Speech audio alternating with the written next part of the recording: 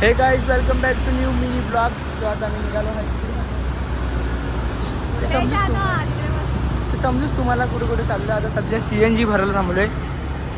इथे आमचे आजू उभा आहे आणि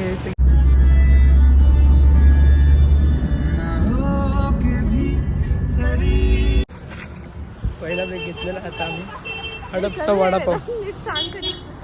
हडपचा वडापाव आलेला आहे. मस्त झालं आहे. आता परतीच्या प्रवासला निघणार.